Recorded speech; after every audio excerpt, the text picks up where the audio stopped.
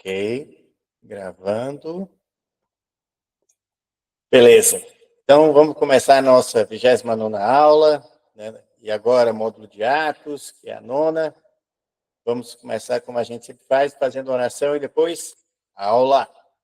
Então, oremos. Senhor, nosso Deus, nosso Pai, muito obrigado, Senhor, por estarmos aqui, Senhor. Muito obrigado por esse momento, Senhor, em que a gente se aprofunda, Senhor, na Tua palavra, conhecendo mais como foi a grandeza, Senhor, desses Teus servos, Senhor, que te serviram, que são exemplos para nós, Senhor, de perseverança na pregação da palavra, de retidão, Senhor. Nós te louvamos, te agradecemos, te damos graças e te dizemos, Senhor, que Tu és a nossa rocha, o nosso escudo, a nossa força. No momento mais angustioso da nossa vida, Tu estás do nosso lado. Ó Senhor, muito obrigado pelo dom da vida. Muito obrigado por tudo que temos e que somos. Senhor, perdoa os nossos pecados. Perdoa, Senhor, a nossa fragilidade. Perdoa as vezes, Senhor, que nos desviamos da fé em Ti. Senhor, aumenta a nossa fé. Senhor, nos faz canal perfeito do Teu Santo Espírito, Senhor. Para que tudo que seja dito aqui seja da Tua vontade, para o engrandecimento das nossas almas, do reino de Deus, para a salvação de muitos, Senhor. Que a Tua palavra seja propagada, Senhor, a todos. Nós te pedimos, Senhor, por todos aqueles que estão aqui, por todos aqueles que hão de ver essas aulas nos dias subsequentes. Nós te pedimos por todos, Senhor. Abençoa a vida de cada um. Cuida, Senhor, das preocupações. Cuida, Senhor, de tudo aquilo, Senhor, que nos desvia de Ti. Por favor, Senhor. Nós te pedimos, Senhor, por todos aqueles, Senhor, que estão adoentados, que estão, Senhor, sem comida, sem ter onde morar, que tiveram perdas, que choram, que se desesperam, que estão sozinhos. Ó Deus, cuida de todos, Senhor. Tu bem sabes das necessidades de cada um dos teus filhos. Nós te pedimos, Senhor, que abençoe o Brasil, que abençoe, Senhor, esse mundão, que é todo teu, Senhor. Por favor, Senhor, fica conosco. Não nos separa de nós nem um só milissegundo sequer. Manda, Senhor, os teus anjos, Senhor, a nos proteger, a nos defender contra todo mal, toda doença, todo sinistro, todo acidente, todos os homens ruins, Senhor. Cuida de nós, Senhor. E nos faz servos bons e fiéis para o teu reino. É o que te pedimos no poderoso, misericordioso e amoroso nome de Jesus Cristo. Amém. Beleza? Então, vamos começar. Deixa eu colocar aqui. Vamos lá. Na retrospectiva, ontem a gente viu... Hoje a gente vai dar continuidade da segunda parte da segunda viagem de Paulo, né? Então a gente viu que ele começou, certo? E que o Espírito Santo impedia ele para ir para canto e vai para outro e não sei o quê, e nananã. E hoje a gente vai ver como é que ele vai, ele vai para outras, adentrar dentro da Grécia, adentrar na Macedônia, adentrar e falar desse Deus que até então eles não conhecem. Certo? Então, nós vamos ver, por exemplo, ele lá em Bereia, Anfípolis, Corinto, Tessalônica, Atenas. A Tessalônica não está aqui no mapa, estou vendo, né? Mas também foi para lá, certo? E é o nosso caminho hoje. Então, vamos lá. Isso aí é a parte que nós vamos ver hoje. Bom, então, agora presta atenção, voltando aqui para o mapa, né? Então, vamos prestar atenção. Então, a gente viu lá em Filipos, aí tem aquela Lídia, aquele negócio todo, aquela mulher lá que era empresária e tudo, que não tinha, né, sinagoga, e aí ele vai dar uma passadinha em Anfípolis, certo? Que praticamente só diz, certo? E depois ele vai para Tessalônica, depois vai para Bereia, depois vai para Atenas, depois vai para Corinto. Não tem Tessalônica aí, mas nós vamos ver.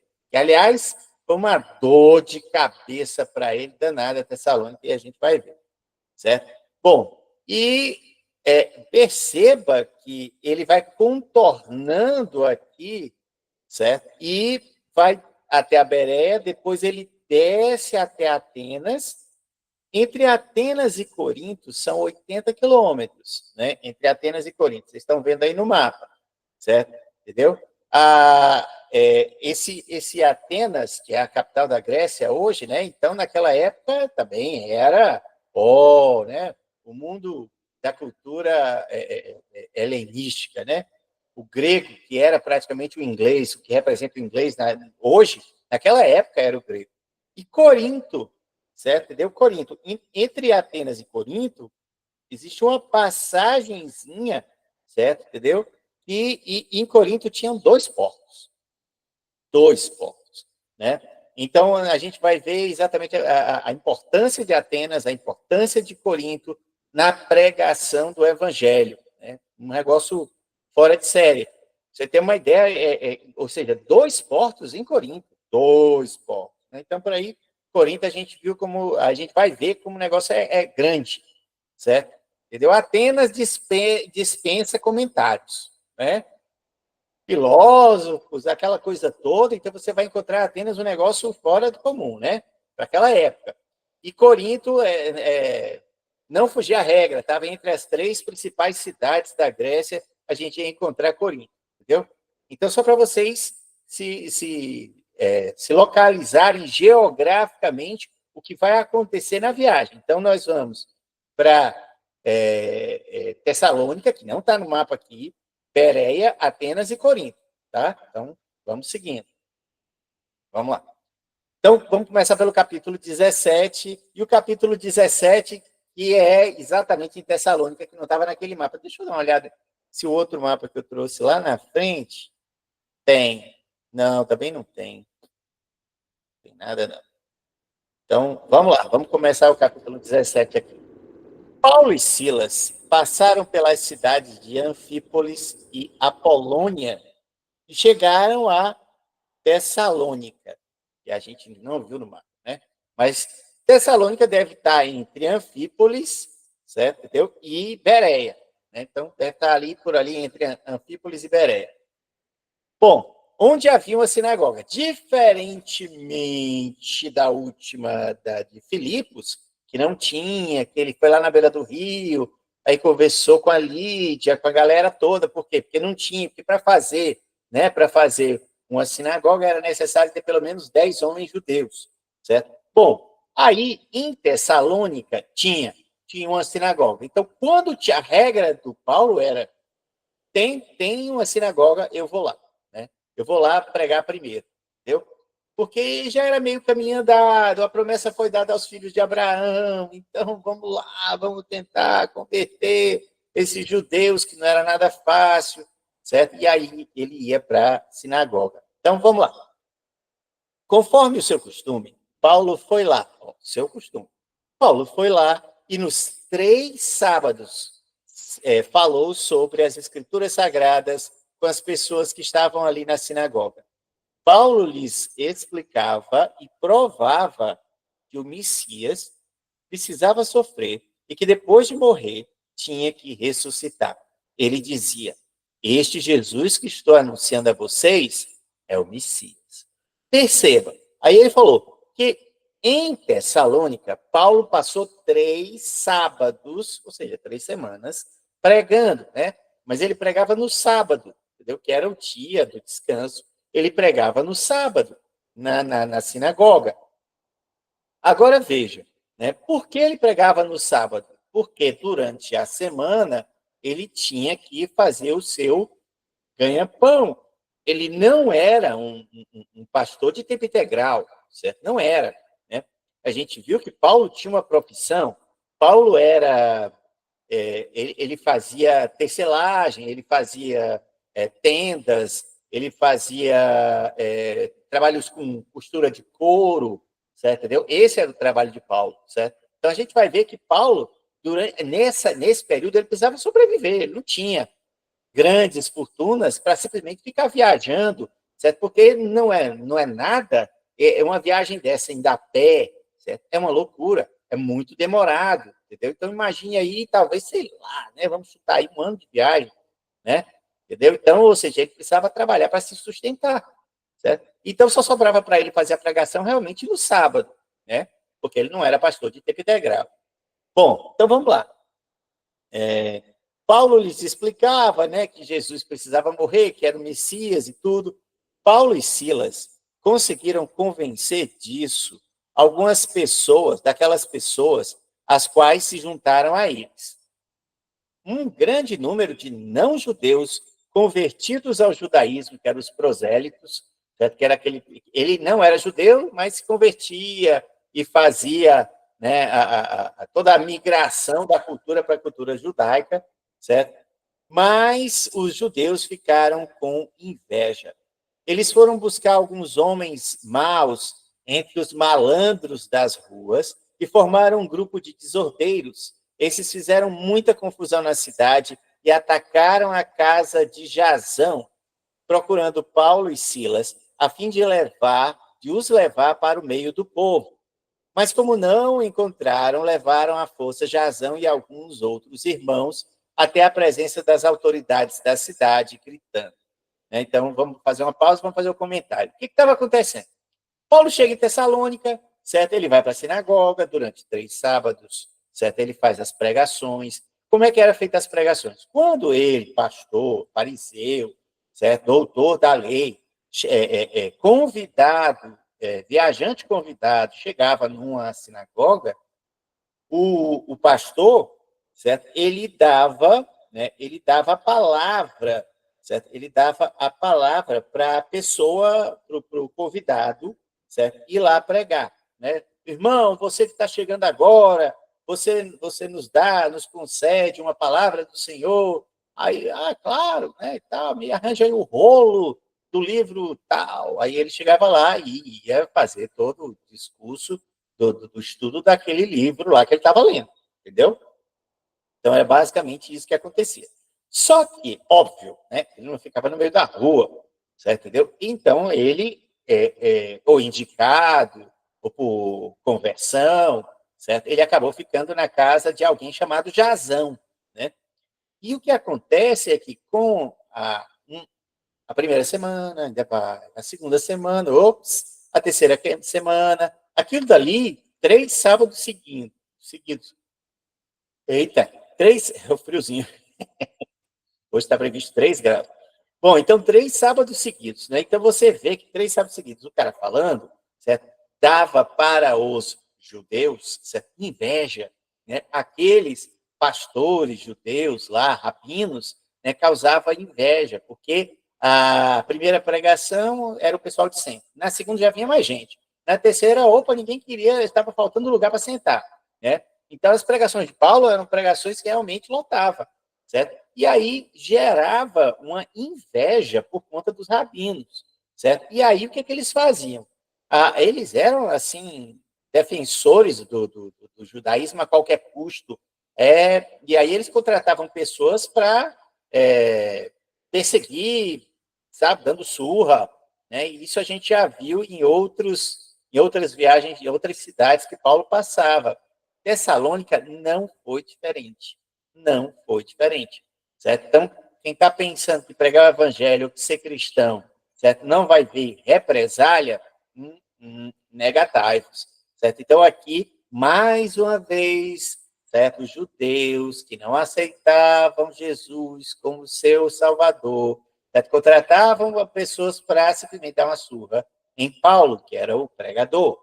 Certo? Então, eles foram atrás de homens maus, malandros das ruas, certo? Desordeiros, para perseguir Paulo, né? E aí eles foram até a casa do tal do Jasão, que era o cara que estava hospedando na casa dele, Paulo. Só que Paulo não estava lá. E aí eles prenderam o próprio dono da casa, Jasão, e levaram para as autoridades. Como é que funcionava isso?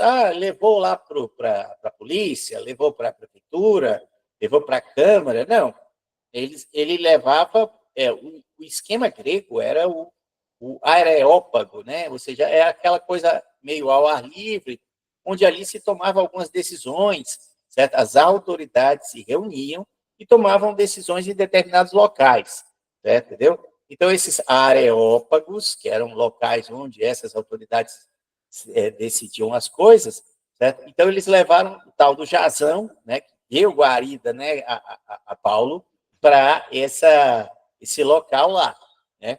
Então, eles ficavam gritando, né? Aqueles homens têm provocado desordens em todos os lugares por onde passam. Agora chegaram até a nossa cidade. Ou seja, falando mal, certo, de Paulo e sua turma. E Jasão os hospedou na casa dele. Eles, então, desobedecendo às leis do imperador romano, dizendo que existe outro rei chamado Jesus, tanto a multidão como as autoridades ficaram agitadas quando ouviram essas palavras. E as autoridades soltaram Jasão e os outros depois que eles pagaram a tal da fiança. Aqui é o seguinte, é aquela história, pegou o dono da casa, levou lá para no Areópago e disse, esse cara aqui tá recebendo aqueles desordeiros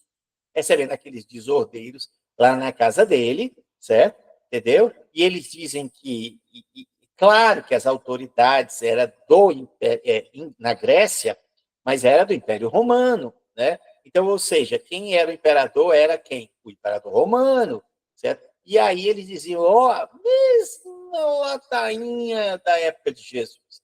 Ele está pregando que o rei é um tal de Jesus, e não é César.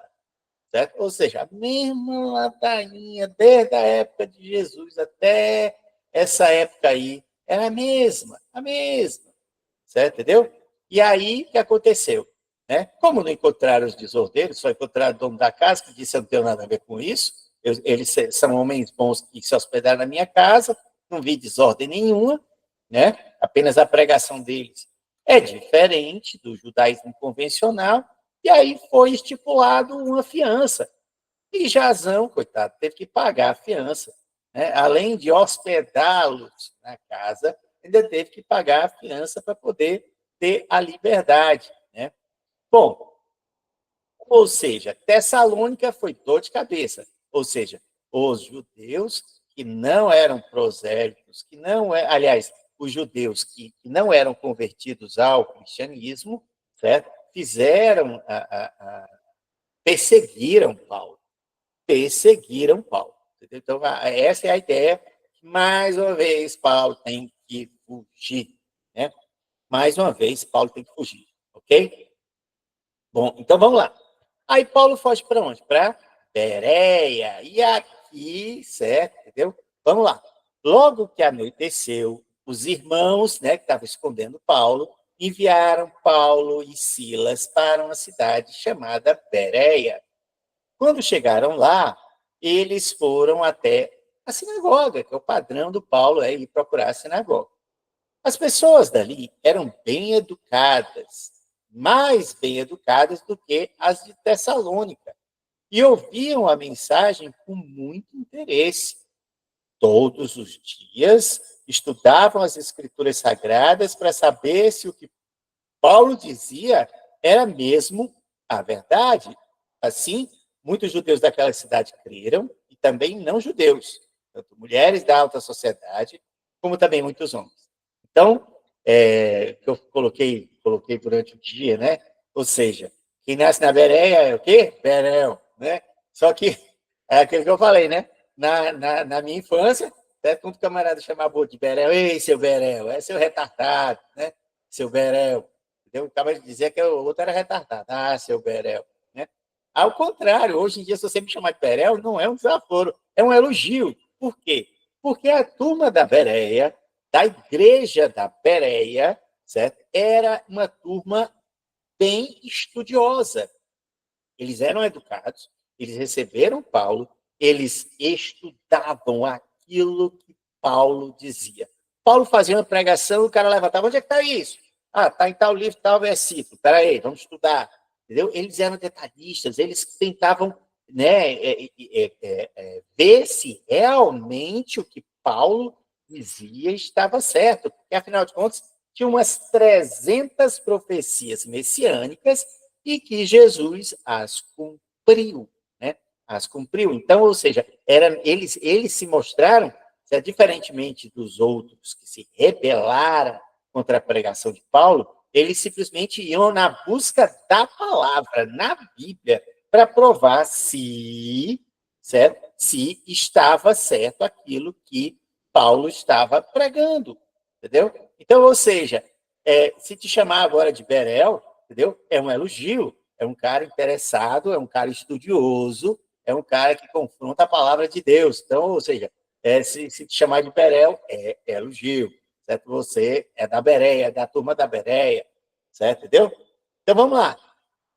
Bom, assim, muitos judeus naquela cidade creram e também não judeus, certo? E mulheres da alta sociedade. Veja que já não é a primeira vez que Lucas fala de mulheres da alta sociedade. Então, essas mulheres eram basicamente quem financiava o trabalho da igreja. Mulheres cristãs, certo? Que depositavam, sei lá, suas joias, alguma coisa que elas tinham de valor, certo? Entendeu? Que eram vendidos, né? Perfumes, joias, tecido, certo? E ali financiava a viagem de Paulo, entendeu? Daí, então, por que não lembrá-las? Porque era basicamente essas pessoas que financiavam a missão. Claro que Paulo tinha o trabalho das tendas, mas daí né? Entendeu? Ou seja, nem todo dia era dia de índio. Então, quanto mais caísse ali, melhor para alimentar. Não era só uma boca de Paulo, né? Era Paulo, era Silas, era Lucas, né? E era Timóteo, e por aí vai, né? Ou seja, a turminha estava crescendo, entendeu? A turma estava crescendo. Bom, deixa eu ver. Quando os judeus de Tessalônica souberam que Paulo tinha anunciado a palavra de Deus, também em Bereia, ou seja, a turma de Tessalônica, que contratou os arruaceiros, certo? Souberam que Paulo agora estava em Bereia. Aí o que foi que ele fez? Certo? Também em Bereia foram até lá e começaram a agitar e atiçar o povo contra Paulo, ou seja, fazer bate-boca com Paulo, ou seja, os caras saem lá da cidade deles, lá de Tessalônica, para encher o saco de novo, só que agora na Bereia, certo? Então, os irmãos para poder, né, livrar Paulo de mais confusão, enviaram Paulo imediatamente para o litoral. Porém, Silas e o jovem Timóteo ficaram em Bereia, né? Então, veja bem, certo? Olha, que ele já saiu de Tessalônica à noite, foragido, né? Jazão, coitado, que deu para ele, né? O Jazão deu para ele uma hospedagem, certo? Teve que pagar a fiança, né? E escutou e sei lá o que mais que aconteceu com Jazão, certo? Entendeu? Ou seja, Paulo sai de Tessalônica fugido à noite, chega em Bereia, passa lá uma temporada ensinando. Depois o pessoal de Tessalônica persegue ele em Bereia, certo? E lá vai ele, foge de novo, né? Foge de novo, cara. É de lascar o cano, entendeu? A perseguição contra a palavra de Deus era enorme e continuará a ser sempre, né? Os irmãos que protegiam Paulo o levaram até a cidade de Atenas. Então, eles saíram da Bereia e desceram ao sul até a capital, né, até a cidade de Atenas. E os irmãos depois voltaram para Bereia, né, ou seja, eles foram com Paulo até Atenas, depois voltaram para Bereia, levando um recado de Paulo que pedia que Silas e Timóteo fossem encontrá-lo em Atenas o mais depressa possível, né? Imagine por que será que Paulo mandou esse recado? Rapaz, voltem para Bereia e diga lá para o Silas e para o Timóteo que venham urgentemente. Por que será? Por que será? Então a gente vai ver essa necessidade da urgência de que Silas e Timóteo descessem da Bereia até Atenas. Então, o que ele viu em Atenas que chamou tanto a atenção dele? Então, vamos lá. Enquanto estava esperando Silas e Timóteo virem, né, da Bereia até Atenas, Paulo, em Atenas, ficou revoltado. Aí, porque esse é o motivo. Revoltado ao ver a cidade de Atenas tão cheia de ídolos. Ele ia para a sinagoga de Atenas e ali falava com os judeus e com os não-judeus convertidos ao judaísmo, os prosélitos, certo? E todos os dias na praça pública ele falava com as pessoas que ali se encontravam. Alguns professores epicureus e alguns estoicos discutiam com ele e perguntavam. Então, vou fazer os comentários até aqui, certo? Então, o que é que a gente viu? Qual era a necessidade que Paulo viu em trazer rapidamente Silas e Timóteo, certo? Na verdade, quem está narrando é Lucas, que também provavelmente, certo? Entendeu? É porque quando ele chega em Atenas, ele se assustou com a quantidade de idolatria, de deuses, de imagens que ele encontrou naquela cidade de Atenas. Para você ter uma ideia, a título de curiosidade, os historiadores contaram alguma coisa em torno de 30 mil imagens de deuses lá na cidade de Atenas. 30 mil imagens de deuses lá em Atenas. Então, para você ter uma ideia, como o negócio era louco isso, era louco. Ah, então tá, então beleza. E um historiador grego diz o seguinte: é mais fácil encontrar uma estátua de Deus em Atenas do que gente. Tem mais estátua de Deus do que gente. E o pior que tinha mesmo, entendeu? O pior que tinha mesmo, a população não chegava aos 30 mil, entendeu? Então, para aí você tira que você dava alguns passos e encontrava uma estátua lá de um Deus. Dava outro passo, outra estátua. Quer dizer, era um clubinho, né? Tinha, assim, 12 deuses ali, os deuses do Olimpo, mas tinha uns deuses menores por ali, certo? Deus aí de todo quilo, Deus no quilo, no rodo, certo? Os mais diversos motivos tinham Deus ali. Deus do, Deus da, Deus, sei lá, Deus, como se fosse os Deus da pizza, Deus da cerveja, Deus do futebol, Deus não sei do quê. Tudo tinha um Deus. Para tudo tinha um Deus. Entendeu? Então, quer dizer, era uma cidade extremamente idólatra.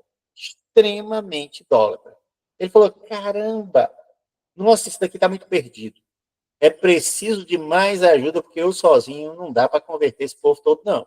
Eu preciso de mais ajuda, de mais gente, porque a minha voz não consegue alcançar tanta gente assim. Por isso que esse é o motivo pelo qual ele pede para Silas e para Timóteo saírem da Bereia e virem para Atenas ajudá-lo. Todos os dias. Agora, veja bem, que todos os dias, veja que era todo sábado, né? Agora é todos os dias. Ele ia para a sinagoga e depois ele ia para a praça pública, não só a sinagoga, né? A necessidade, ele ficou tão revoltado, mas tão revoltado quando ele viu aquele politeísmo lá, que ele disse: não, aqui, meu amigo, não dá para esperar todo sábado, não, tem que ser todo dia. O negócio aqui tem que ser todo dia, certo? Entendeu? Só que ele também precisava trabalhar. Ele também precisava trabalhar, né? Então, ou seja, mesmo assim ele fazia esse esforço hercúleo, ó, até o nome hercúleo de Hércules, né? Entendeu? Ele fazia esse esforço hercúleo aí de fazer a pregação, certo? Fazer a pregação diária lá. Então ele ia para o meio da rua, para pregar no meio da rua, entendeu? Ou seja, não só na sinagoga, mas ele tinha que levar a palavra de Deus para o meio da rua. E aí ele encontrou, ele saía conversando, discutindo no bom sentido, não é a briga, é aquela boa discussão, certo? Com dois grupos de duas correntes filosóficas. Eram filósofos de duas correntes, né?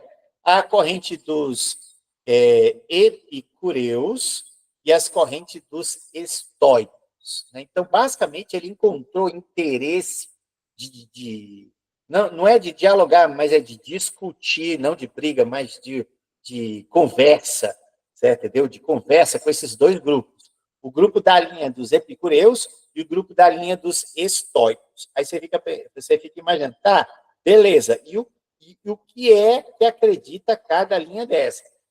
Eu tive pesquisando, certo? Então, os epicureus eram uma linha da filosofia grega, certo? Epicureus, que eles acreditavam que a felicidade estava na busca do prazer e a ausência da dor. Pronto. Então, em resumo, em tese, em curtíssimas palavras sobre o que os epicureus achavam que as pessoas tinham que viver a vida buscando o prazer e evitando qualquer tipo de dor, certo? Entendeu? Então, a minha regra de vida é isso aí, é prazer, certo? E evitar dor, certo? Dor de jeito nenhum, é só prazer, prazer, prazer, certo? E isso eram os epicureus, né? E tinha uma outra corrente que eram os estoicos, né? Os estoicos era a turma que ia buscar, que a felicidade era buscar a virtude e a paz interior. Ou seja, você tem que andar na retidão, você tem que fazer tudo certinho, tudo bonitinho, pronto, essa é a felicidade. Faça o bem, não procure brigar com ninguém, certo? Então, ou seja, seja um cara virtuoso, seja um cara que não faça guerra, faça paz, certo? Era esse aí, era os estoicos, entendeu? Então, basicamente, era essas duas linhas. Então, ele encontrou essas duas correntes filosóficas lá, certo? Entendeu? E tentou dialogar, dizer o seguinte, cara, peraí, por parte, a felicidade, você está querendo buscar a felicidade na Terra, tem certeza, certo? Entendeu? Então, ele disse, não, a gente nasceu aqui, a gente tem que... como é que é aquela história? Pega a cruz e me siga. Tem um cara que sofreu por nós, e o sofrimento dele vai nos dar o céu, mas o céu não é aqui, o céu é lá, existe um Criador de todas as coisas, e por aí vai. Então, ou seja, a discussão dele era, entendeu? E batia de frente com essa história dos estoicos e dos epicureus. Certo? Então, veja bem, discutiam com ele e perguntavam, né? O que é que eles perguntavam para Paulo? O que é que esse tagarela ignorante está querendo dizer? Certo? Então, o que é esse tagarela? Porque imagine a necessidade, o desespero de Paulo a ver tanta idolatria, certo? Então, ele falava, certo? Era tagarela. Na NTLH, vai dizer ignorante. Mas nas outras versões mais tradicionais, vai trazer, certo? Eles chamaram Paulo de tagarela, certo? E fala. E os caras disseram, por que esse cara fala tanto, hein? Tenta se aproximar para ver entender o que Paulo estava querendo pregar, certo? E aí outros comentavam assim, parece que ele está falando de deuses estrangeiros, né? Porque Paulo falava de um Deus chamado Jesus, e Paulo falava que Jesus, a ressurreição, certo, de Jesus, certo, é que dava a salvação. Então, a vida eterna, aliás, então a ressurreição era um sinal da vida eterna que nós vamos ter, que todos nós vamos ter, né? Então, só que essa palavra, ela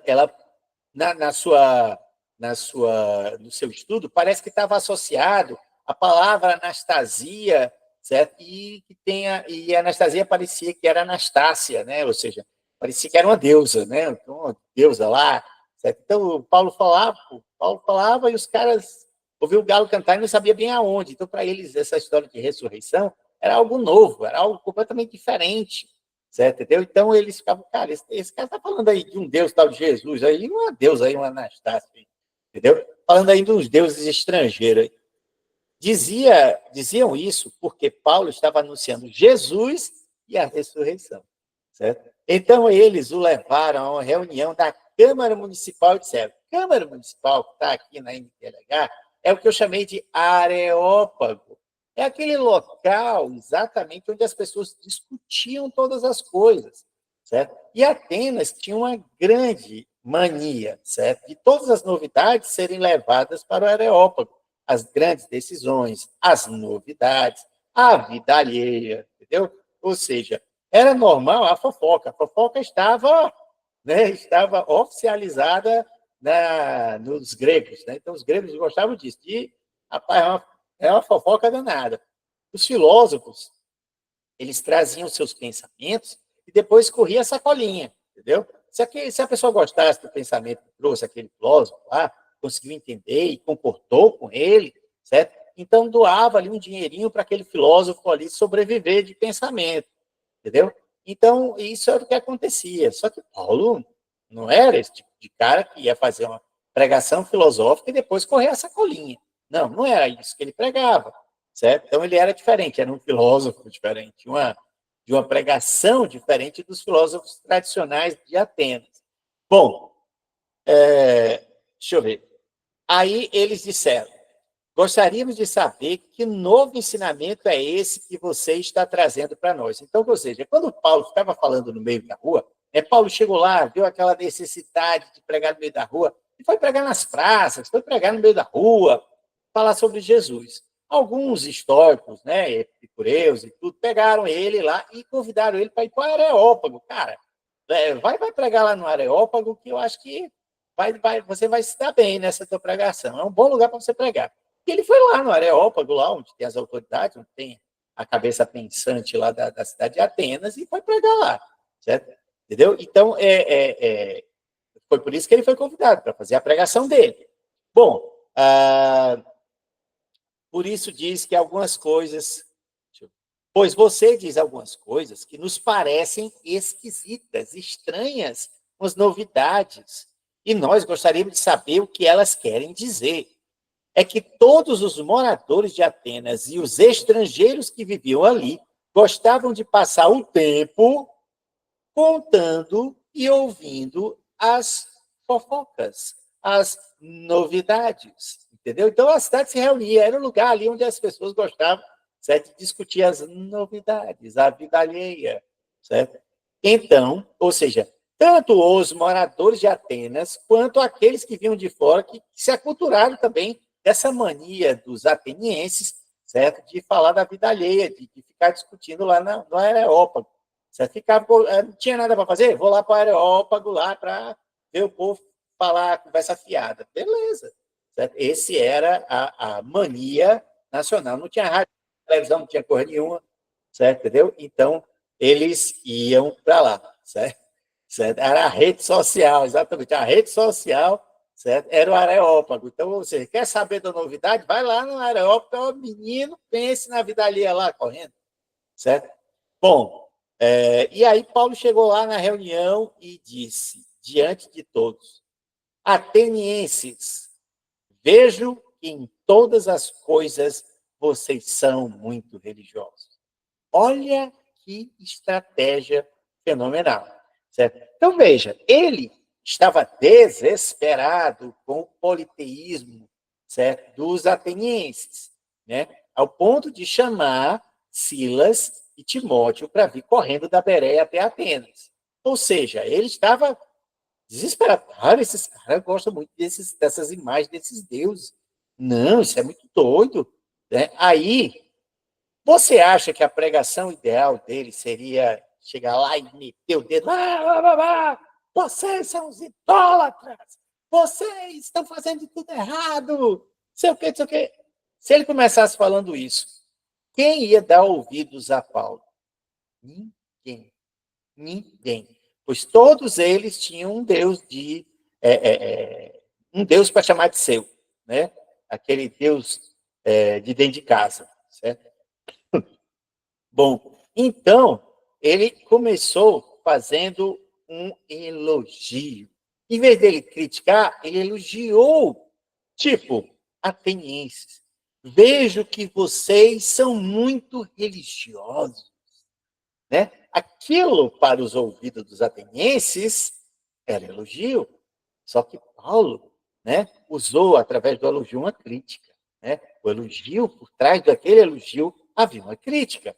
Entendeu? Mas ele, óbvio, ele queria conquistar aquelas pessoas. E você não conquista alguém ali, certo? Metendo lenhada de começo. Não, você vai comendo pelas beiradas, vai conquistando. E quando você conquista aquela pessoa, aí você diz a verdade que ela precisa ouvir, certo? Entendeu? Senão você não vai converter ninguém. Não vai, não. Aí, vamos lá.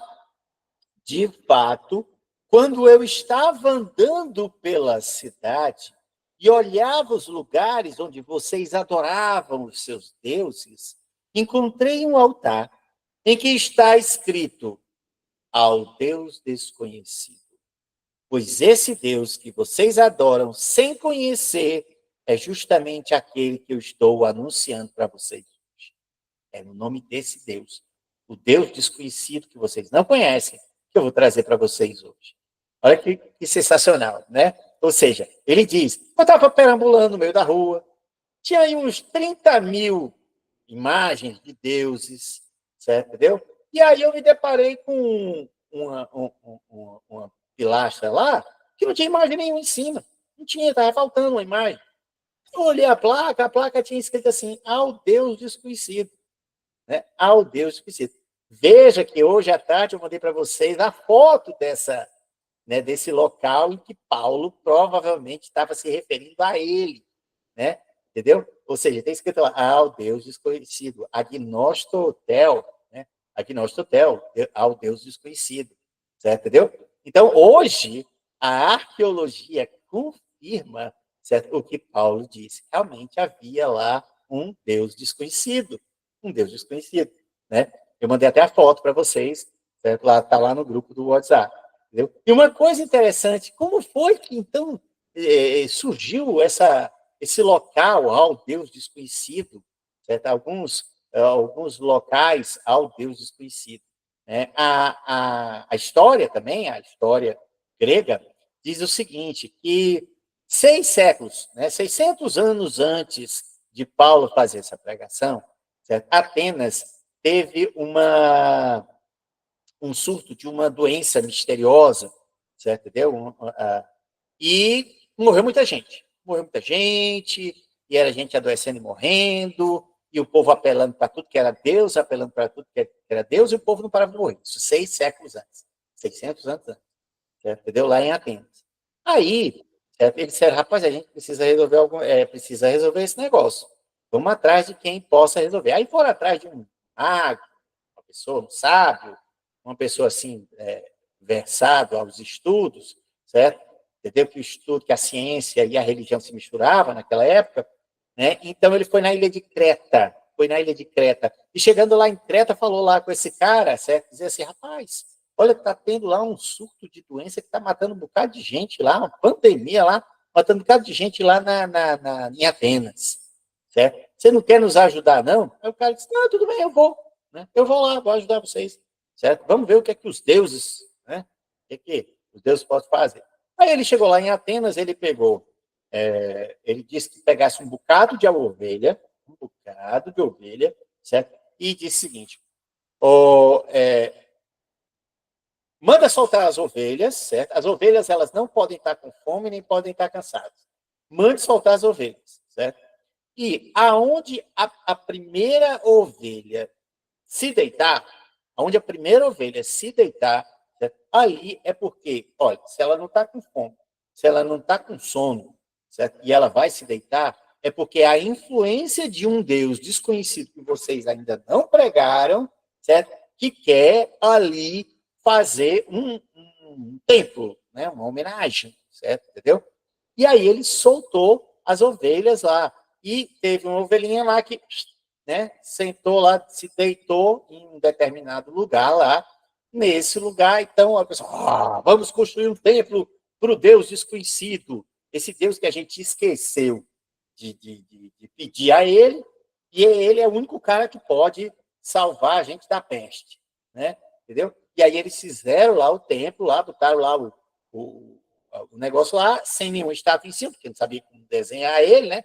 Como é que era esse tal desse Deus, e botaram lá, ao Deus desconhecido, Agnostotel, certo? Entendeu? Então, essa é a história do Deus desconhecido, né? Um Deus que os atenienses, certo? Esqueceram de pedir porque não conheciam, certo? Entendeu? Pediram a todos os outros deuses e nenhum deu solução.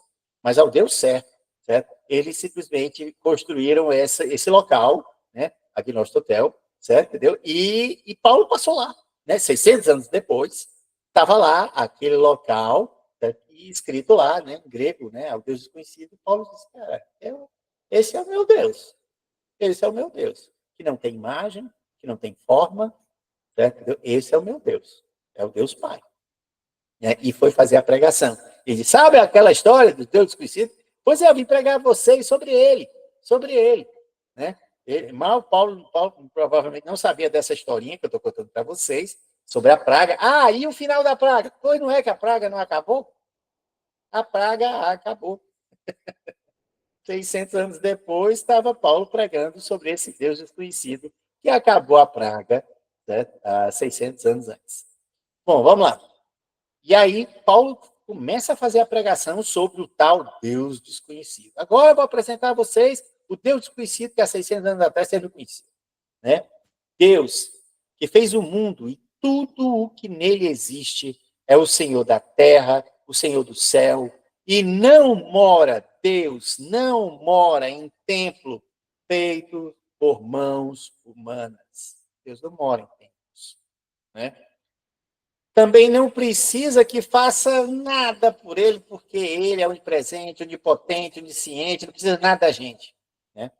Pois é ele mesmo quem dá vida a todos. Deixa eu ver. Ele dá respiração, ele dá vida e dá tudo. De um só homem, ele criou todas as raças humanas para viverem na terra. Antes de criar os povos, Deus marcou para eles os lugares onde iriam morar e quanto tempo ficaria lá. Ele fez isso para que todos pudessem procurá-lo e talvez encontrá-lo, embora ele não esteja longe de cada um de nós. Porque, como alguém disse, nele vivemos, nos movemos, e alguns dos poetas de vocês disseram, nós também somos filho dele. E já que somos filho dele, não devemos pensar que Deus é parecido com um ídolo de ouro, de prata ou de pedra, feito pela arte ou habilidade das pessoas.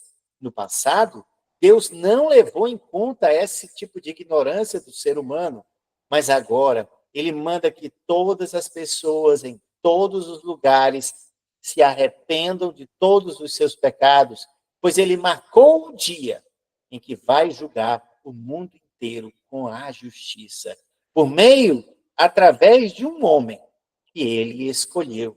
E deu prova disso a todos quando esse Deus ressuscitou esse homem.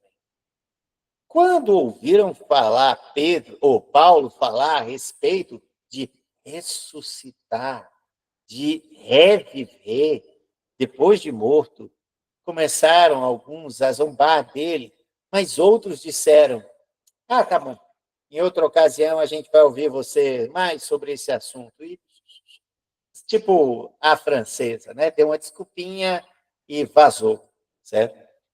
Então, Paulo foi embora dali. Mas algumas pessoas creram na pregação de Paulo e se juntaram ao seu grupo para ouvir mais em Atenas. Entre essas pessoas estava um chamado Dionísio, que era membro do Areópago. Ele era tipo um vereador, né? Uma pessoa que tomava decisões lá. Uma mulher que se chamava Damares, né? Que era Damaris, certo? Entendeu? Damares. E mais outras pessoas, certo? Então, essas pessoas, elas foram tocadas. Claro que essa pregação que está aqui na Bíblia é uma pregação resumida do que Paulo disse. Deus criou todas as coisas. Deus não tem forma humana. Deus não caberia dentro de qualquer igreja. Deus não está no formato, nem que você faça ele de ouro ou prata, isso não significa Deus. Deus que escolheu você viver. Deus que sabe o dia que você vai morrer. Deus que virá julgar todos com justiça. Deus que escolheu qual é o dia desse julgamento. Deus que chamou um homem chamado Jesus e salvou ele. Aliás, salvou ele não, tirou ele da condição de morto e colocou como vivo, certo? E ele é que fará a justiça de Deus. Então, essa pregação era novidade para os atenienses. Né? Ou seja, acaba aquela história de muitos deuses, era um Deus que sabia de tudo, que era onipotente, onipresente, onisciente, um Deus. Não era o Deus do vinho, o Deus do amor, o Deus, sei lá do quê, da chuva, não, era o Deus de todas as coisas, tu és Deus. Que sabe tudo e que há de julgar todos. E que chama todos ao arrependimento. A pregação de Paulo é esse mesmo Deus. Chama você para você se arrepender enquanto é tempo. se arrepender enquanto é tempo. Porque haverá um dia em que não haverá mais tempo. E você não sabe quanto tempo você ainda tem de vida. Então, se arrependa. Esse Deus que chama. E essa foi a pregação que Paulo fez no Areópago, em Atenas. Né? Ele foi explicar o Deus desconhecido daquela historinha 6 séculos antes, certo? Tinha acontecido. Né? E ele conseguiu converter algumas pessoas. Né? Converteu um dos membros do Areópago. Né? Entendeu? Conseguiu converter essa senhora, que provavelmente deve ser uma mulher rica, né? Para ter entrado o nome dela aí, deve ser alguém que financiou a missão de Paulo, certo? Agora veja, e Paulo era um cara que, a partir de então, era um cara das pregações diárias. Das pregações diárias. Aqui a gente vê como ele pregou no Areópago de Atenas, mas nas sinagogas e no meio da rua, esse cara pregava todo dia.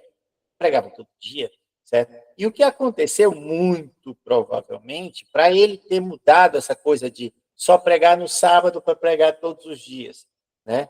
Provavelmente a necessidade é uma que forçou Paulo a fazer as pregações diárias para o máximo possível de pessoas ouvirem a palavra de Deus e terem essa chance de se converterem, de acreditar em Jesus como único e suficiente Salvador.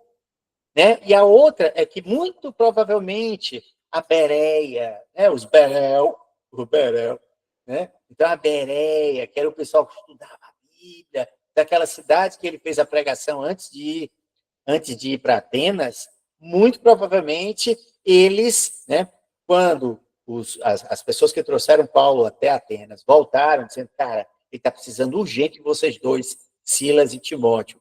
Então, muito provavelmente, o pessoal da Bereia diz, cara, leva essa grana aqui para ele, que ele vai precisar, certo? Para pregação, certo? Para ele se sustentar, certo? E não precisar ficar trabalhando, vai ficar só na base da pregação lá em Atenas, certo? Então, muito provavelmente uma doação vindo da Bereia é que deu esse suporte para ele fazer pregações diárias e não aos sábados, como ele fazia, né? Em Tessalônica. Ele passou 3 finais de semana em Tessalônica pregando nas sinagogas. E agora em Atenas era todo dia, toda hora é hora.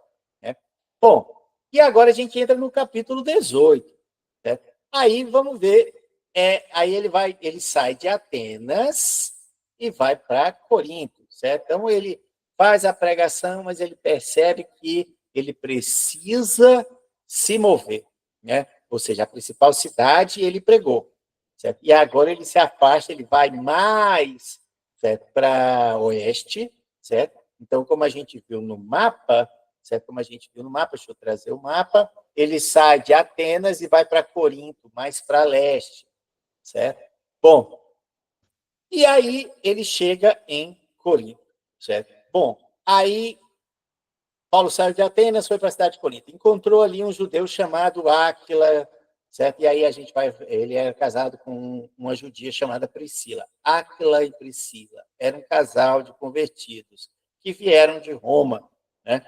Mas antes a gente vai precisar falar de Corinto, certo? Bom, também é na Grécia, Corinto, certo? Só que Corinto ele tem um canal que leva até o Mar Egeu, certo? A cidade era muito rica porque ela simplesmente tinha 2 portos. Tinha 2 portos, era uma cidade bem rica, certo? Só que ela era muito misturada, Então, ou seja, tinha gente, né? Porque era um dos caminhos que levava para Atenas através do mar, certo? Chegava até Corinto, depois descarregava e por terra ia até Atenas, certo? Então tinha uma série de fatores que faziam com que Corinto se destacasse, certo? Mas existiam fatores negativos. Corinto era chamada assim, como se fosse Sodoma, né? É a cidade da perdição. Corinto era a cidade da perdição. Então, você dizia assim, corintizar era se perverter na luxúria, na sexualidade. Só que a luxúria de Corinto ela era uma luxúria ligada à religiosidade. Pra você ter uma ideia, no templo de Atenas, de Afrodite, aliás, que é a deusa do amor, pra você ter uma ideia, existia 1000, né, 1000 sacerdotes que faziam sexo com os seus adoradores, né? Faziam sexo como forma de culto. Forma de culto. Você tem uma ideia como o negócio lá era esculhambado. Né? O negócio era esculhambado. Então, os sacerdotes e sacerdotisas, certo? Eles levavam essa vida de luxúria dentro do templo da deusa Afrodite. Você tem uma ideia como o negócio era esculhambado. Esculhambado lá. E Paulo, obviamente, conseguiu converter muitos em Corinto. Né? Corinto, para você ter uma ideia, é a cidade, né, que não é Coríntias, né, é Corinto. Né? Então, essa cidade era tão assim que Paulo conseguiu converter, mas foi uma luta, Paulo, para manter esse povo fora dessa luxúria, dessa imoralidade sexual. Uma luta. Você tem uma ideia? Se você olhar assim, eu vou pegar então a carta que Paulo fez aos Coríntios. Então, se você, tudo bem, pega a primeira carta. Se você pegar a primeira carta, for lá no capítulo 6, certo? Do versículo 9 ao versículo 11, né? Então, 1 Coríntios 6, de 9 a 11. Vamos ler aqui, eu vou ler para vocês como era essa era a carta que Paulo fez, né? Lembrando os coríntios, né? Certo? E da vida pregressa que eles tinham. Entendeu? Diz a carta: vocês sabem que os maus não terão parte no reino de Deus.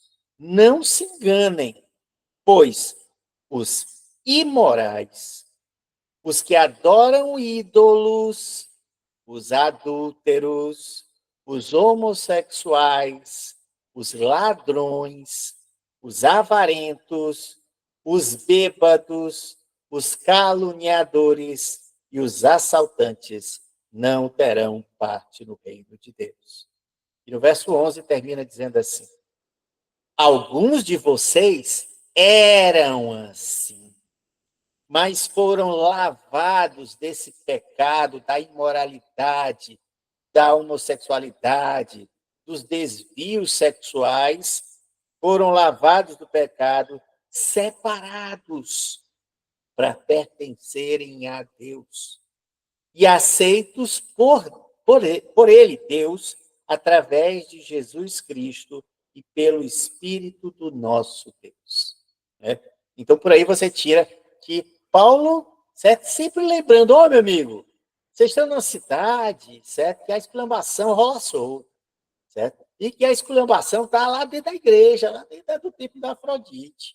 E que eu sei que alguns de vocês vieram de lá, mas Deus livrou vocês. Então, perseverem, certo? A cidade de vocês é perdida, Corinto é perdido. Imagine 1000 sacerdotes e sacerdotisas, certo? Entendeu? Fazendo sexo com todo mundo. Que loucura, certo? Entendeu? Que loucura é isso? Então, ou seja, era uma cidade pervertida. Era uma cidade pervertida. Por aí você tira. Mas era uma cidade, né? Corinto era uma cidade rica, certo? Entendeu? Então, Paulo foi fazer, chegou lá e Corinto viu, né? Enquanto Atenas era politeísta, em Corinto era desviado, né? Entendeu? Bom, e aí ele encontra um casal que se chama Áquila e Priscila, certo? Então, esse casal, eles vieram fugidos de Roma, né? Eles eram um casal convertidos ao cristianismo, eram judeus, certo? Entendeu? Só que, acho que era o imperador Cláudio, e o que acontecia é que lá em Roma, certo? Havia muita briga entre judeus. Só que eram judeus, judeu e judeu cristão. Ou seja, eles se digladiavam, certo? Em discussões, em brigas. Ou seja, era um pessoal de confusão. Era um pessoal de confusão. O judeu era um pessoal de confusão. Então, estava fazendo muita confusão em Roma. Ao ponto do imperador simplesmente perder a cabeça e dizer, cara, vamos embora tudinho. Vamos embora tudinho, porque o cristianismo era um braço do judaísmo, né?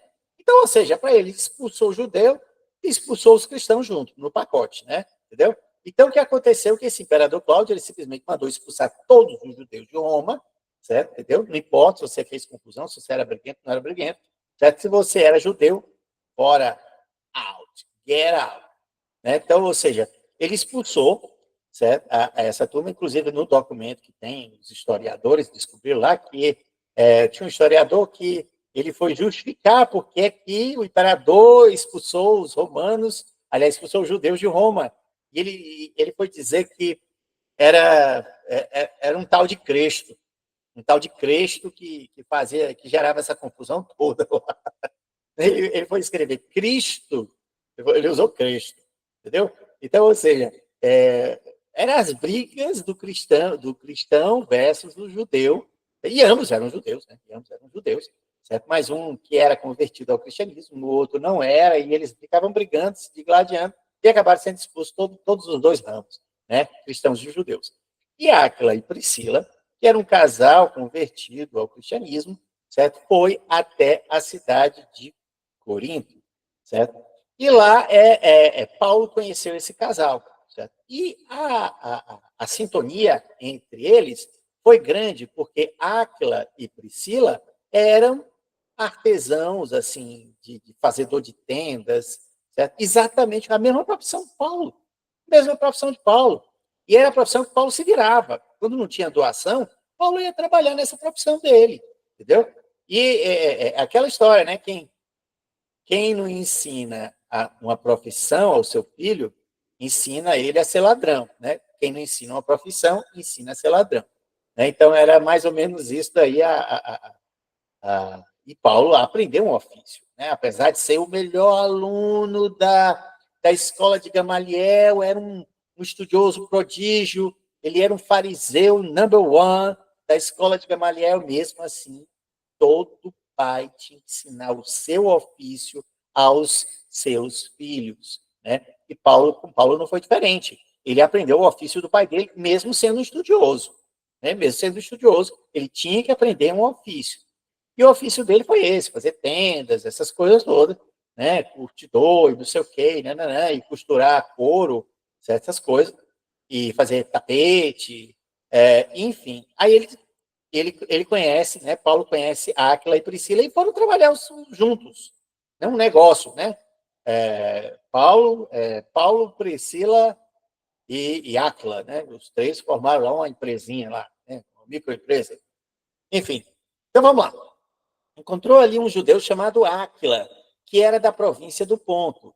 Fazia pouco tempo que ele tinha chegado da Itália com Priscila, a sua esposa.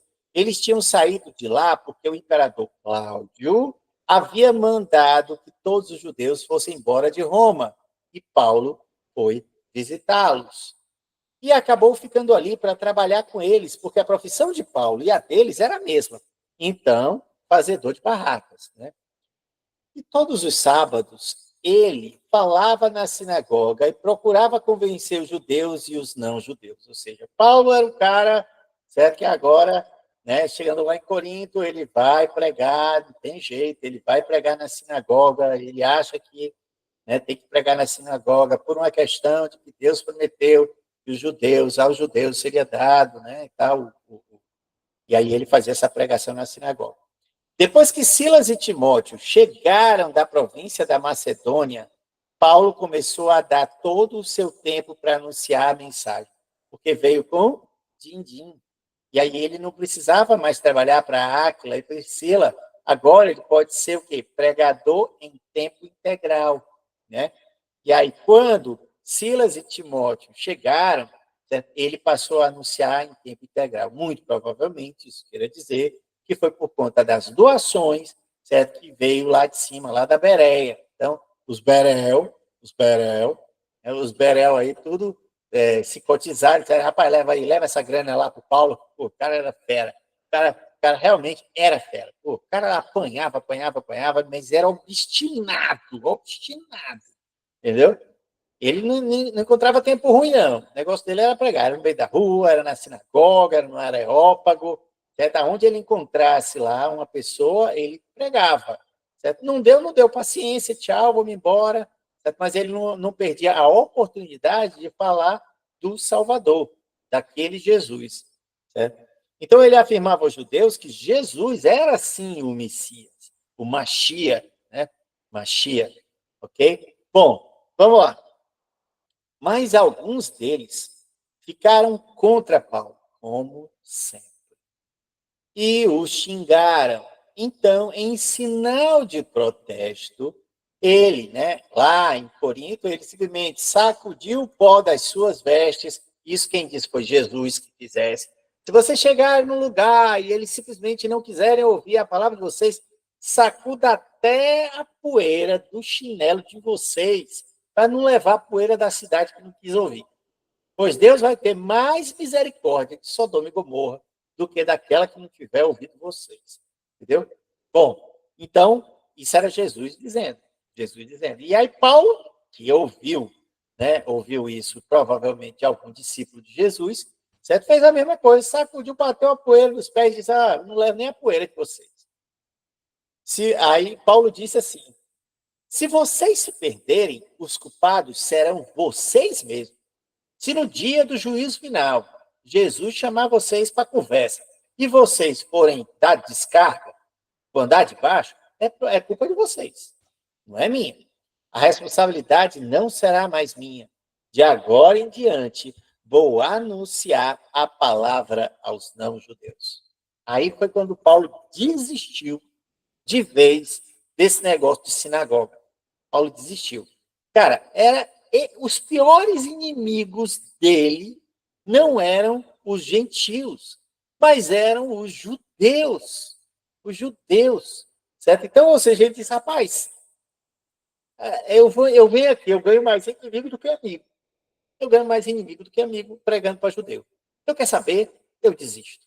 Eu desisto. Né? Então, daqui para frente, eu só vou pregar para os gentios. Né? Não vou pregar mais para judeu. Bom, então ele saiu de lá e foi morar na casa de um homem chamado Tício Justo, um não-judeu que adorava a Deus. A casa dele ficava ao lado da sinagoga. Cara, pensa no radicalismo. Né? O cara é expulso da sinagoga, aí vai morar na casa do lado da sinagoga, fazer concorrência. Né? Porque na cabeça dele, ele disse, cara, eu não vou pregar lá dentro mais, não. Eu vou aqui do lado, né? Tem um camarada, esse Tício Justo aí, certo? Convenceu o cara deu guarita para ele, ele disse, não, eu vou morar aqui do lado da sinagoga. Quem quiser, vem. Né? Termina lá a pregação lá na sinagoga, quiser ouvir a minha, é só entrar aqui. Se quiser ouvir de Jesus, entra aqui. Vai lá, ouve lá as escrituras lá que os caras vão falar, certo? E depois vem para cá. Entendeu? E aí ele pegava essas pessoas, certo, que queriam ouvir o evangelho, a vida de Jesus, certo? E ele morava do lado da sinagoga. Né? Ele não entrava na sinagoga, mas as pessoas que iam para a sinagoga procuravam ele, que ele morava do lado da sinagoga. Bom, e aí um tal de Crispo, né? Crispo, não é Cristo, é Crispo, certo? Que era o chefe da sinagoga. Pense, o chefe da sinagoga, certo? Também creu no Senhor Jesus. Olha o cara. Você tem ideia? O cara tinha assim, quer saber? Eu vou lá. Eu vou lá na casa do vizinho. Vou ver que pregação estranha esse homem vem dizer. E aí o chefe da sinagoga, aquele que escolhia, que recepcionava, que dava direito aos visitantes de pregarem, escolhia quais eram as leituras que iam ser feitas. O chefe da sinagoga se converteu ao cristianismo e muito provavelmente foi expulso da sinagoga, né? Entendeu? E realmente não ia ser aceito lá o cara convertido ao cristianismo. E todas as pessoas da sua casa também creram. Lembre-se disso. Já é a terceira vez que a palavra diz. Crê você e toda a sua casa será salva. Né? Bom, muitas pessoas da cidade de Corinto ouviram a mensagem, creram e foram batizadas. Certa noite, Paulo teve uma visão e nela o Senhor disse: não tenha medo, continue falando, não se cale, porque eu estou com você. Ninguém poderá lhe fazer nenhum mal, pois muitas pessoas dessa cidade já são minhas. Né? Ou seja, Deus revelou a Paulo dizendo: continue falando, meu amigo, continue falando, se cale não, vá, fale. Né? E aí Paulo disse: então tá bom, não vou fugir não, eu vou crer, certo? Não vou mais fugir. E Paulo ficou ali 1 ano e meio, 18 meses. Para você ter uma ideia, Corinto, que é essa cidade pervertida, certo? Paulo ficou 1 ano e meio, né? Coisa que normalmente ele não fazia. Ele ficava há poucos meses, algumas semanas, a depender da situação, certo? Corinto é a segunda cidade que ele mais demorou. Segunda. A primeira cidade foi Éfeso. Éfeso, certo? Éfeso, parece que ele ficou 3 anos em Éfeso, certo? Em Corinto ele ficou 1 ano e meio, ou seja, ficou metade, né? Ficou metade, ou seja, é a segunda cidade que ele mais demorou, certo? Mais demorou. Mas ele pôde fazer uma igreja forte em Corinto. Tanto é que Corinto, ele, né, fez 2 cartas, a primeira carta e a segunda carta de Paulo aos Coríntios, né? Entendeu? Então, ele prezou bem em fazer, porque ali precisava pra caramba, né? Ali o povo era um povo sedento de Deus, mas desviado, né? Desviado pela luxúria pra caramba. Então, ele chegou lá e disse: não, vou fazer uma igreja aqui para pôr ordem na esculhambação. Entendeu? Bom, e Paulo ficou ali 1 ano e meio em Corinto, ensinando a palavra de Deus àquela gente. Então, ou seja, ele simplesmente, certo? Na verdade, algumas pessoas dizem que essa casa que ficava do lado, certo, da sinagoga, provavelmente ele usou como se fosse uma escola, certo? E que ele não dormia lá, que ele dormia na casa de Áquila e Priscila. Então, o entendimento assim. Então, tipo assim, ele fez uma escola do lado da sinagoga, uma escola para falar de Bíblia do lado da sinagoga. O cara era fera, né? O cara já era um fariseu, né? Um doutor da lei, o melhor aluno da escola de Gamaliel. Ele simplesmente foi e montou uma escola por 1 ano e meio. 1 ano e meio ali. Ele fez o curso lá, a pós-graduação em Bíblia, certo? Lá nessa casa que ficava do lado da sinagoga. Bom, deixa eu ver, quer ver? Bom, e Paulo ficou ali 1 ano e meio. Quando Galho se tornou governador da província da Acaia, então, onde ficava Corinto, né, que parecia mais uma ilha, ali era a província da Acaia. E Corinto era a capital da Acaia. Era a capital da Acaia. Então, se tornou governador da província da Acaia. Os judeus se juntaram contra Paulo. De novo. Né? Eles o agarraram, o levaram até o tribunal. Certo? Então, e disseram ao governador, ou seja, esse homem está querendo converter o povo a adorar o Deus de um modo que é contra a nossa lei, pois a lei diz que o único Deus é o nosso Deus lá, mas que o único rei é César. É aquele velho papo de sempre. Esse homem está pregando um outro rei, né? Entendeu? Bom, e ficava nessa ladainha lá para o governador da Acaia. O governador da Acaia, que era a capital, era Corinto, ficava lá, os judeus falando lá para o governador. O governador olhou, meditou, né? Quer dizer, os caras estão trazendo aqui, isso é picuinha deles lá, picuinha deles. Não tem nada a ver com o Império Romano, o cara não fez mal a ninguém. Botou uma escola do lado da sinagoga, isso aí, ele não está pregando aí contra o Império Romano, está lá dando aula, né? E aí, Galho, certo? Quando Paulo ia falar, então aí chegou a vez do Paulo falar, né? Paulo, cidadão romano, né? Que tinha o direito de fazer a defesa, certo? Entendeu? Então, Paulo ia se manifestar em sua própria defesa, por causa daquela acusação. Só que aí Galho não deixou nem Paulo falar.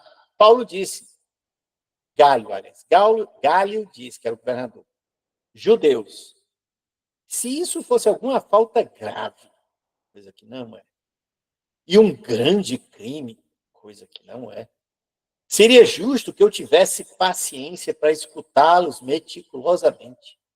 Mas como é só uma questão de palavra, o cara não fez nada, não feriu ninguém, só palavra, só de nome, e questão da lei de vocês, da lei religiosa que vocês seguem, resolvam vocês mesmos, isso aí é questão de vocês, tem nada a ver com o Império Romano, eu não vou ser juiz desse assunto de vocês, estou fora. E, em seguida, mandou expulsar todo mundo do tribunal. Então, eles agarraram Sóstenes, o chefe da sinagoga, e o surraram diante do tribunal. Porém, Galho nem tchum, não se importou com isso. Então, ou seja, naquela confusão, naquele vucu-vucu, expulsa a gente, caiam fora todos vocês, e os soldados romanos tirando o pessoal do tribunal, e aí o pau começou a troar, era briga para lá, briga para colar, certo? E o pessoal começou a brigar com sorte, que era o chefe da sinagoga, que foi convertido na escola de Paulo, né? Entendeu? E aí você vê a confusão, certo? E Paulo vazou, né? Porque aquela história, ele tinha que estar vivo, né? Para pregar, tem que estar vivo. Bom, e aí a volta para Antioquia. Paulo ficou muitos dias com os cristãos em Corinto. A gente viu, né? 1 ano e meio. Depois se despediu deles e embarcou num navio para a província da Síria, né? Ou seja, ele voltava para casa, que era a Síria, Antioquia da Síria. Certo? Era a igreja de onde começou tudo. A igreja da Antioquia, lá na Síria. E aí ele voltava para a Síria junto. Aí, dessa vez, eles levam Priscila e Áquila, seu marido. Certo? Diz, olha, eu convido vocês a saírem de Corinto, certo? Que a gente já fez na cidade, e eu quero que vocês viajem comigo. E aí, Priscila e Áquila embarcaram junto com Paulo. Antes de embarcar em Cencreia, ele raspou a cabeça como sinal de que havia cumprido uma promessa que tinha feito a Deus. Né? Ou seja, ele saiu vivo, em forma de cumprir uma promessa e tal, e aí ele raspou a cabeça. Certo? Eles chegaram à cidade de Éfeso. Se você olhar bem no mapa, Éfeso já não está mais ali na Macedônia, já está mais no campo oriental, em Éfeso. Então, eles saíram de Corinto, pegaram um navio e foram até Éfeso. Quando chegaram na cidade de Éfeso, que é onde ele vai passar 3 anos, ou seja, aí é o campeão dos campeões, certo? Ou seja, a cidade que mais tempo Paulo parou foi em Éfeso, certo? Bom, eles chegaram à cidade de Éfeso e Priscila e Áquila resolveram ficar ali, né? Então, Priscila e Áquila, que saíram de Roma, que foram para Corinto e agora desembarcaram em Éfeso e ali resolveram ficar, fazer morada em Éfeso. Deve ser um lugar bom. Tanto é um lugar bom, né, para montar uma igreja, que Paulo ficou 3 anos e que Áquila e Priscila resolveram morar. Né? Paulo entrou na sinagoga e falou com os judeus. Eita. Então, lhe pediram que ficasse com eles mais tempo, porém, ele não quis. Ou seja, realmente deve ser Éfeso devia ser uma igreja boa, onde até a sinagoga pediu para Paulo ficar. Né? Deve ser um lugar bom. Certamente era um lugar bom. Porque a sinagoga de Éfeso pediu para Paulo ficar mais tempo. Né? Entendeu? Bom, e ele resolveu não ficar. Ele não quis. E quando foi embora, disse, eu voltarei. I'll be back. Se Deus quiser, eu voltarei. Então, Paulo embarcou, né, deixou Áquila, Priscila lá em Éfeso, e Paulo embarca e partiu de Éfeso. Quando desembarcou em Cesareia, que era lá no sul, certo? Ele não foi bem para Samaria, aí foi para Cesareia. Aliás, ele não foi bem para a Síria, né? Ele desceu mais ao sul, foi para Cesareia, certo? Deixa eu ver. Desembarcou em Cesareia, foi logo para Jerusalém, porque aí Paulo é o seguinte, ele queria contar para todo mundo, né? Ele queria contar tanto o pessoal da Antioquia quanto o pessoal de Jerusalém, que era onde estavam os discípulos, né? Entendeu? Então ele foi até Jerusalém para dizer, mais uma missão que nós fizemos. E aconteceu isso, para ratificar, fortificar, certo? Que Deus queria a salvação dos gentios, dos gringos, certo? Então ele fazia questão de voltar, né? Voltar das suas missões e passar lá em Jerusalém e dizer, gente, olha o que aconteceu aqui. Contar a história todinha. Certo? Convertemos, fizemos igrejas, fomos perseguidos, levamos surra, o povo me perseguia, o povo de Tessalônica me perseguiu lá na Bereia, me perseguiu lá na cidade de Tessalônica, mas perseveramos, continuamos, fizemos, chegamos lá em Atenas, era tanta imagem, 30 mil imagens no meio da rua, né? E aí eles fizeram lá uma do Deus desconhecido, né? O Agnósticos Tel, certo? E aí eu preguei até no Areópago. E depois eu fui para Corinto, lá era safadeza sem fim. Tinha lá uma igreja lá que tinha mil sacerdotisas fazendo sexo com todo mundo, né? E dizia que aquilo ali era um culto, certo? Aí eu perseverei com aquele pessoal, passei 1 ano e meio pregando com aquele pessoal, deixei lá uma igreja boa. Depois eu encontrei um cara chamado Áquila e Priscila, levei eles para Éfeso. Eles gostaram tanto da cidade que resolveram ficar lá e montar a igreja. Né, entendeu? E lá em Éfeso eu fui fazer uma pregação na sinagoga, o pessoal disse, fica, Paulo, fica. E aí eu disse, não, eu venho depois. I'll be back. E aí eu volto. E estou vindo aqui para contar para vocês toda essa novidade que foi a minha pregação na Grécia, na Macedônia. Né? Entendeu? Então, quer dizer, Paulo prestou esse enorme serviço. Isso daí encerra a segunda viagem de Paulo. Né? Nós vamos ver uma terceira viagem, e segundo os historiadores, ele não morreu na terceira. Né? Teve quarta, e só Deus sabe quantas ele pôde. Ele foi até os confins da terra, certo? Que era. Alguns dizem que o confins da terra era Roma. Outros dizem que os confins da terra era a Espanha. Então, eu sou da corrente que acha que é a Espanha. Mais ao ocidente possível ele podia chegar era a Península Ibérica. Né? Então, Paulo era aquele cara que, puxa vida, perseguido. Mas era um cara de visão, certo? Que aproveitava todas as oportunidades, que era um cara preparado e esclarecido, e que ele fazia gosto de fazer a pregação dele, né? De montar igrejas. Então, a gente tem que ser grato todos os dias, né? Por esse cara, porque graças a ele nós somos convertidos. Porque senão, o cristianismo ia ser uma seita judaica, e acabou, e a gente não é judeu e nem tchum, né? Entendeu? Mas graças a essa turma que resolveu pregar aos não gentios, certo? E, aliás, aos gentios, né? Aos não judeus, aos gentios, certo? Que a palavra chegou até a gente, entendeu? A palavra chegou até a gente. Então, é um Deus que pensou em nós. Pensou em nós quando ele chegou e disse, Paulo, não pare de falar. Não pare de falar. Então, ou seja, continue, viaje, certo? Viaje, vai sofrer, vai ser perseguido, vai apanhar, vai ser preso, vai, mas não pare. O propósito é maior. O propósito é salvar almas.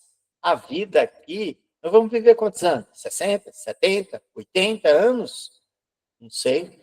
Mas uma coisa isso é poeira perto da vida eterna.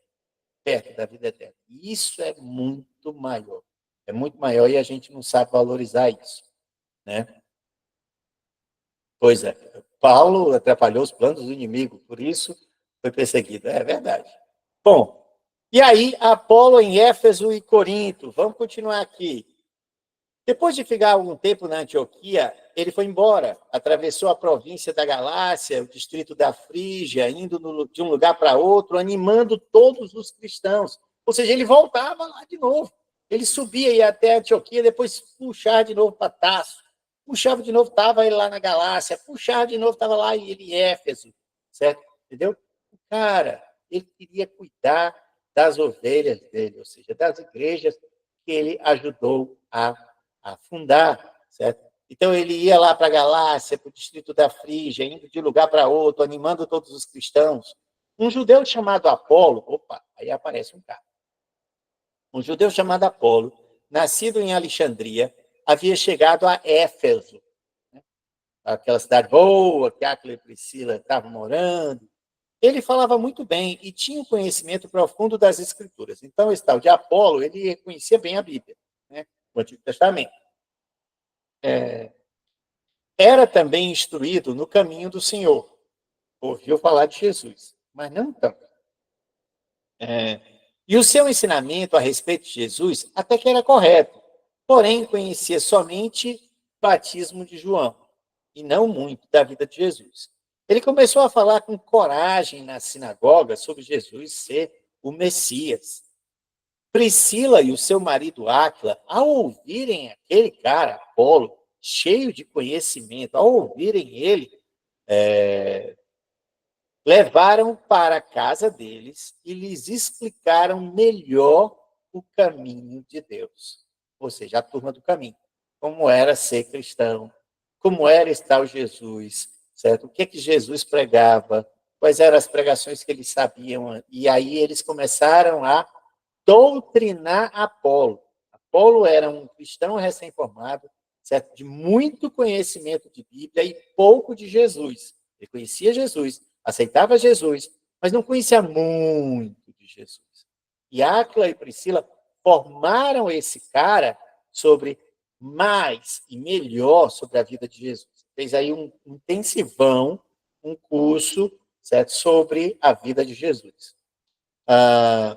Quando Apolo resolveu ir para a província de Acaia, ou seja, voltar lá para a Macedônia, lá, os cristãos de Éfeso o animaram e escreveram cartas para os irmãos de lá, pedindo que recebessem, certo? Recebessem Apolo bem. Então, Éfeso, né, Áquila e Priscila, lá em Éfeso, formaram Apolo, que era um cara, uma pregação assim, impecável, né, mas precisava de mais conhecimento de Jesus, e ele resolveu ir lá para as igrejas que Paulo fundou, lá em Corinto, essa Bereia e etc. Né?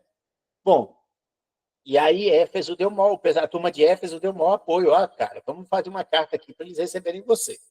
Certo? Chegando lá, porque Áquila e Priscila tinham vivido lá em Corinto. Né? Então eles escreveram para o pessoal receber bem. Pô, recebam bem esse cara, ele é nosso pupilo, Apolo, cara muito bom, certo? Recebam aí em Corinto ele, certo? A gente formou ele, entendeu? Aí, eles tinham, obviamente, Áquila e Priscila deixaram bons, grandes amigos lá em Corinto. Né? Deixa eu ver. Chegando lá, ele ajudou muito aqueles que, pela graça de Deus, haviam crido. Então, Apolo foi fundamental para continuar o trabalho iniciado por Áquila, Priscila e Paulo. Né? Estou conversando com beleza. Pois Apolo, com argumentos fortes, derrubava os judeus nas discussões públicas, provando pelas escrituras sagradas que Jesus era o Messias. Olha aí o que o cara não é estudado. Né? O cara não é estudado. Então, você lê as escrituras, lê a Bíblia, lê o Novo Testamento, e depois sair lendo o Velho Testamento, cara, isso vai te ajudar pra caramba. Vai te ajudar pra caramba. Certo? Entendeu? Agora, muita gente se cansa, vai começar pelo Antigo Testamento, é sangue, é morte, é sangue, é morte, é sangue, é morte. Ah, eu não quero não, pelo amor de Deus. Não, isso aí. Tu começa pelo Novo Testamento, vai lá, vai ver sobre Jesus, né? E quando você lê o Antigo Testamento, você vai tentar fazer conexão do Antigo Testamento com o Novo, certo? Mas saber a vida de Jesus é fundamental para você pregar. Para você chegar para uma pessoa e dizer, Deus te ama, meu irmão, é preciso você mostrar que Jesus, por amor, morreu numa cruz. né? Por amor morreu na cruz. Tem um podcast aqui na internet que eu estava vendo lá, que acho que foi essa última, aquele inteligência, não sei o quê, inteligência, que tem até um cara de óculos, que acho que andou se convertendo ultimamente, né? Ele trouxe 2 pastores e dois rabinos, certo? Gente, pense no barraco. Um dos mais interessantes, o rabino dizendo que Jesus Cristo não satisfez nenhuma das profecias messiânicas. Aí o pastor evangélico arrasou. Você trouxe assim, fora de série. Eu recomendo vocês, depois eu até posso passar, inteligência, não sei o quê. Aquele cara, não me lembro o nome dele, não. Mas eu depois eu vou dar muito interessante. Então, ou seja, a gente precisa sempre, certo? Sempre saber mais sobre Jesus para poder enfrentar esse mundo e dizer do amor de Jesus, você precisa conhecer. Você não pode falar daquilo que você não conhece. Então, se eu não conheço, eu não vou pregar. Não. O pouco que você sabe ainda é muito para quem não sabe nada. O pouco que você sabe ainda é muito para quem não sabe nada. Então, nunca, faça igual a Paulo, nunca perca uma oportunidade de pregar, pois o pouco que você sabe ainda é muito para quem não sabe nada.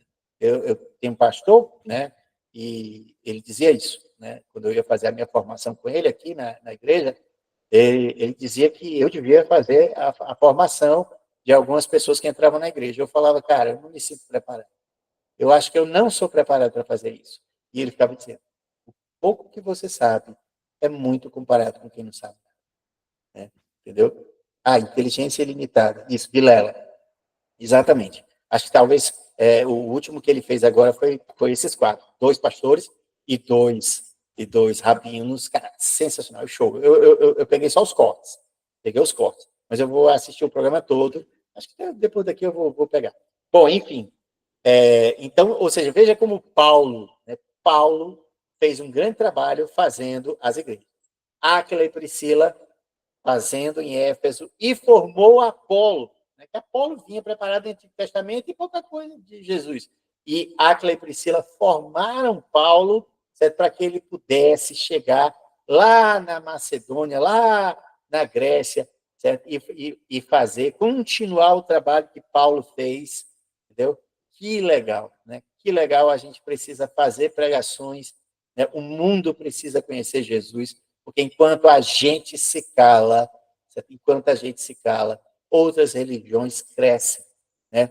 Os muçulmanos e por aí vai, certo? Entendeu? Então, é isso que a gente precisa fazer, falar de Jesus. Ter intimidade com Jesus. Você não pode falar com uma coisa que você não tem intimidade, né? Então, tenha uma vida de oração, tenha uma vida de estudo, sabe? Tenha uma vida de estudo, conheça esse tal Jesus. Conheça esse tal Jesus, entendeu? Não estou dizendo que você tem que ignorar o Antigo Testamento, né? O Antigo Testamento é uma consequência, mas você tem que focar realmente em conhecer esse tal Jesus, porque ele é a salvação. Ele é o único nome, acima de todo e qualquer nome, que vai nos dar a salvação.